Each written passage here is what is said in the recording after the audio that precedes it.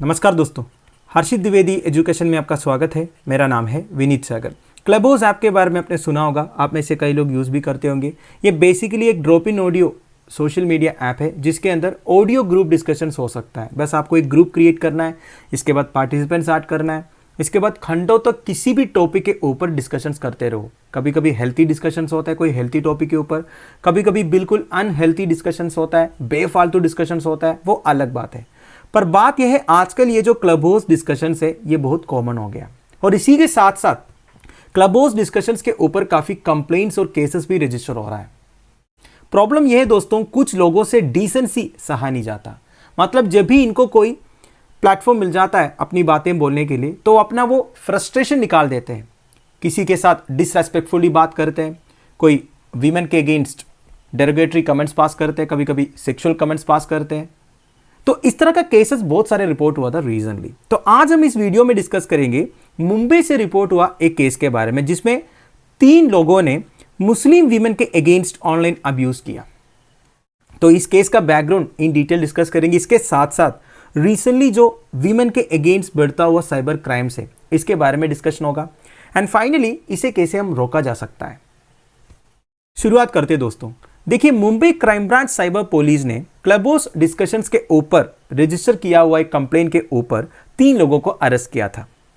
वैसे इनका ऑफेंस ये था कि ये क्लब हाउस डिस्कशन के टाइम पर कुछ वीमेन के ऊपर ल्यूड कमेंट्स पास किया। इसके साथ साथ वीमेन के बॉडी पार्ट्स को वो ऑक्शन कर रहा था इस वॉइस चैट ऐप के थ्रू। तो इसलिए Mumbai crime branch cyber police ने इन्हें अरेस्ट किया था और जब ये केस कोर्ट में पहुंच गया तो मजिस्ट्रेट ने इन्हें बेल ग्रांट किया है अभी के लिए। पर यह बेल ग्रांट किया है ऑन मल्टीपल कंडीशंस। इन मल्टीपल कंडीशंस में एक है 15 day mandatory behavioural counselling by a qualified professional. Basically एक क्वालिफाइड प्रोफेशनल काउंसलर से 15 दिन का मैंडेटरी बिहेवियरल काउंसलिंग अटेंड करना होगा इन बंदों को। अब दोस्तों, ये वुमेन का कंप्लेंट के ऊपर साइबर पुलिस ने इनको कौन कौन से आईपीसी सेक्शंस के अंडर चार्ज किया है। वैसे दोस्तों सारे आईपीसी सेक्शंस याद रखने की ज़रूरत नहीं है, फिर भी कुछ इंपॉर्टेंट आईपीसी सेक्शन से आजकल न्यूज़ में आ रहा है, तो कुछ आपको याद रखना है। ये आपका एग्जामिनेशन के लिए नहीं, आपके डेली लाइफ में भी आपको काम आ सकता है। ठीक है, सबसे पहले सेक्शन 153A, अगर कोई किसी भी ग्रुप्स के बीच में एनिमिटी या शत्रुता क्रिएट करने की कोशिश किया on grounds of religion, race, place of birth, residence, language etcetera, तो इन्हें सेक्शन 153A में चार्ज कर सकता है। फिर 195A, threatening a person to give false evidence. ये तो आप समझ गए होंगे, किसी को थ्रेटन करते हैं ना फॉल्स एविडेंस प्रोवाइड करने के लिए, ये 195A में आता है। 354A, ये तो सेक्सुअल हरासमेंट है। फिर 354D, स्टॉकिंग। स्टॉकिंग मतलब किसी का पीछे करना। अगला है सेक्शन 509 आईपीसी, वर्ड, जेस्चर और act intended to insult the modesty of a woman. देखिए, जितनी भी लड़कियां मेरा ये लेक्चर सुन रहे हैं उन सबको ये सेक्शन के बारे में मालूम होना चाहिए। अगर कोई किसी भी लड़की का मॉडेस्टी को इंसल्ट करने की कोशिश किया बाय वर्ड, बाय जेस्चर और सम एक्ट, तो ये सेक्शन 509 के अंदर एक चार्जेबल ऑफेंस है। और एक सेक्शन है दोस्तों सेक्शन 354, ये भी वही है, outraging the modesty of a woman है। फिर सेक्शन 500, डिफेमेशन। फिर देखिए इंफॉर्मेशन टेक्नोलॉजी एक्ट का section 67, this is very important. ये बेसिकली कोई भी इलेक्ट्रॉनिक मीडिया के थ्रू किसी ने किसी के साथ कुछ ऑफेंस करने की कोशिश किया तो section 67 of the IT act में वो पनिशेबल है। तो ये सारे सेक्शंस चार्ज करके इन्हें अरेस्ट किया था। आप देखिए दोस्तों, ये जो 3 अक्यूज्ड है इनका एज देखिए आप, आकाश सुहेल 19 साल का, जैष्णव काकर 20 साल का और यश कुमार पराशर 22 साल का। इतने कम उम्र में बच्चे जो है इस तरह की क्राइम्स कर रहा है।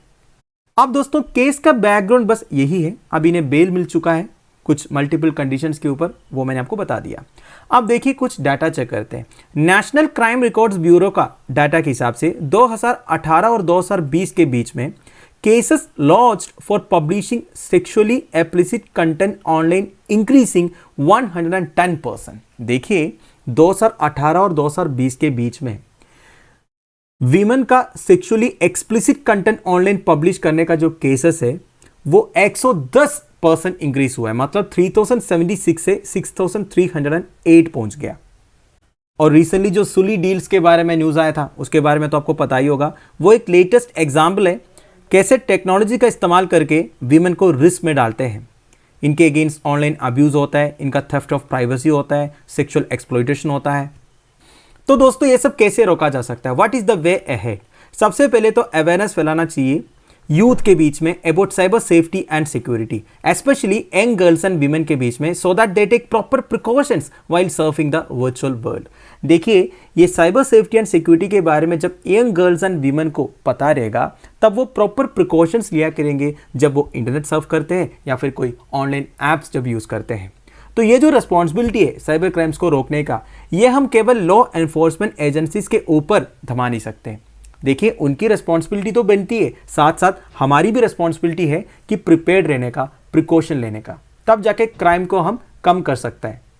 अगर पुलिस की बात करें तो इनका इंफ्रास्ट्रक्चर बेटर कर देना चाहिए, more special cyber cells and police stations को इंडक्ट करना चाहिए, इनकी regular training, collaboration with cyber experts वगैरह कंटिन्यूस बेसिस में इंश्योर कर देना चाहिए, तब जाके साइबर क्राइम्स को एफिशिएंट तरीके से ये रोक पाएगा। इसके साथ साथ इंटरनेशनल कोऑपरेशन भी हमें इंश्योर कर देना चाहिए through formal treaties and informal channels. इस बारे में CERT-IN एक कमेंडेबल जॉब कर रहा है। CERT-IN क्या है? Indian computer emergency response team है। ये ministry of electronics and information technology के अंडर काम करते हैं। ये बेसिकली नोडल एजेंसी है इंडिया में जो cyber security threats like hacking and fishing के साथ डील करते हैं। इसके साथ साथ हमारे जितना फॉरेंसिक लैबोरेटरीज है उनकी कैपेबिलिटी और स्ट्रेंथन करने के लिए मेजर्स अडॉप्ट करना चाहिए।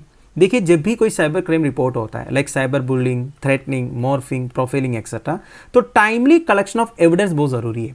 अगर आप एविडेंस को टाइमली एंड फास्टली कलेक्ट नहीं करोगे तो ये साइबर क्राइम प्रूव करना मुश्किल हो जाएगा। तो अभी के लिए हमारा जो फॉरेंसिक लैबोरेटरीज है इनकी कैपेबिलिटी सफिशिएंट नहीं है, तो उन्हें और स्ट्रेंथन करने की ज़रूरत है। और सेंट्रल गवर्नमेंट ने फंड्स एलोकेट किया है स्टेट्स एंड यूनियन टेरिटरीज को under the cyber crime prevention against women and children, CCPWC। किसके लिए फंड एलोकेट किया है? To start cyber forensic cum training laboratories. तो गवर्नमेंट की तरफ से SRA मैसेज हुआ है। आप देखिए, इशू की ग्रेविटी को समझते हुए जितने भी स्टेट्स है उन्हें भी इस तरह का सिमिलर रिसोर्सेस एलोकेट करना चाहिए फॉरेंसिक यूनिट्स सेटअप करने के लिए, राइट? और finally, fast trial of cyber crimes would Indeed help. देखिए, जब भी कोई साइबर क्राइम्स रिपोर्ट होता है इसका फास्ट ट्रायल भी इंश्योर करेगा तो अच्छा होगा। तो दोस्तों, that's end of it. I hope आपको समझ में आया होगा। देखिए, रिसेंटली वीमेन के अगेंस्ट साइबर क्राइम्स काफ़ी बढ़ता हुआ नज़र आ रहा है। हर दिन कोई ना कोई न्यूज़ आता है, किसी के साथ साइबर बुलिंग हुआ, साइबर थ्रेटनिंग हुआ, मॉर्फिंग हुआ, या फिर सेक्सुअल इम्प्लिसिट कंटेंट्स वगैरह पब्लिश हो गया करके। तो ये सब रोकने के लिए क्या क्या किया जा सकता है, थोड़ा बहुत पॉइंट्स तो मैंने आपके साथ डिस्कस किया। आप मुझे कमेंट बॉक्स में बता दीजिएगा आपको क्या लगता है इसे एक्चुअली एलिमिनेट करने के लिए, रोकने के लिए क्या क्या स्ट्रिंजेंट मेजर्स होनी चाहिए गवर्नमेंट की तरफ से, या फिर हमारी क्या क्या रिस्पॉन्सिबिलिटी बनती है हमें प्रिपेयर्ड होने के लिए, क्या क्या प्रिकॉशंस हमें लेने चाहिए, किस तरह हमारी विमेन एंड यंग गर्ल्स को समझाना पड़ेगा ये सब ट्रैप में नहीं फंसने के लिए। Thank you for watching. Bye bye, have a nice day.